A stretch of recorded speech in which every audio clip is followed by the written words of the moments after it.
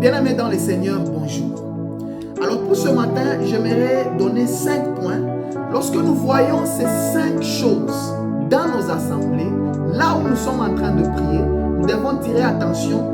Il est possible que nous soyons à un mauvais endroit. Première des choses, lorsque vous êtes dans une assemblée plutôt, et on vous dit que la Sainte Seine n'est pas d'actualité, la Sainte Seine n'est pas célébrée là où vous priez, et on vous enseigne même que c'était les Juifs qui faisaient la Sainte Seine. En ces temps-ci, la Sainte Seine n'est pas importante pour nous. Lorsque vous êtes dans une assemblée pareille, il faut faire très attention. Il est possible que vous soyez à un très mauvais endroit. Parce que la parole de Dieu nous dit, c'est notre Seigneur Jésus-Christ qui nous a dit, faites ceci en mémoire de moi. Il y a des églises qui font 10 ans, 20 ans, 15 ans. Ils n'ont jamais célébré la Sainte Seine. Et lorsque vous demandez la question, on vous dit la Sainte Seine n'est pas importante.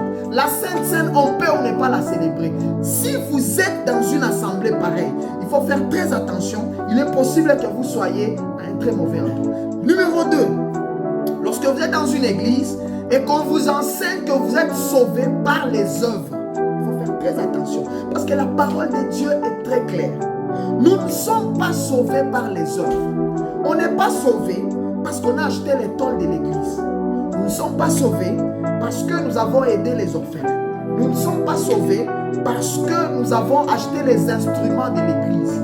C'est très bien de le faire parce que nous aurons même les couronnes. Les couronnes que nous aurons vont dépendre de nos œuvres, de notre travail. Mais bien aimés dans le Seigneur, ce n'est pas ça qui sauve. La parole de Dieu est trop claire avec cela, en nous disant que nous sommes sauvés, nous avons le salut par la foi en Jésus-Christ. Alors bien aimés dans le Seigneur, j'aimerais ouvrir une parenthèse en te disant, le salut ce n'est pas dans un homme. Le salut n'est pas dans un prophète. Nous ne sommes pas sauvés parce que nous sommes un enfant d'un pasteur ou d'un prophète, mais nous sommes sauvés par la foi en Jésus-Christ. Et c'est par la grâce que nous sommes sauvés. Alors bien aimé dans le Seigneur, je te rappelle dans cette vidéo que seul Jésus-Christ est le chemin, la vérité et la vie. Le chemin, ce n'est pas le prophète William Marion Branham. Le chemin, ce n'est pas le prophète Kimbangu. Mais le chemin, c'est Jésus-Christ de Nazareth. C'est lui qui sauve. C'est lui qui donne la vie éternelle. Troisième des choses, lorsque vous êtes dans une église, dans une assemblée, et on vous dit que la Bible n'est pas la parole de Dieu, mais la Bible est un livre qui contient la parole de Dieu. Je ne sais pas si vous voyez cette nuance-là. Il faut faire très attention. Il y a maintenant des assemblées où on enseigne aux gens que la Bible n'est pas la parole de Dieu, mais que la Bible serait juste un livre qui contient quelques paroles de Dieu. Il faut faire très attention.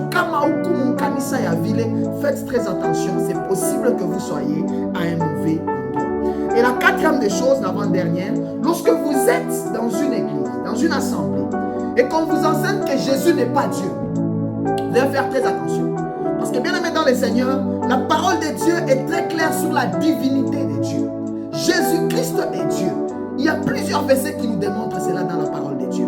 Mais lorsque nous sommes dans une assemblée et on veut vous amener à croire que Jésus n'est pas Dieu, vous devez faire très attention. C'est possible que vous soyez sur un terrain miné. Et la dernière des choses pour ce matin, bien aimé dans le Seigneur, lorsque vous êtes dans une église et qu'on vous enseigne que le mariage, c'est entre deux créatures, attention, parce qu'il y a maintenant des églises où on enseigne que le mariage, c'est entre deux créatures.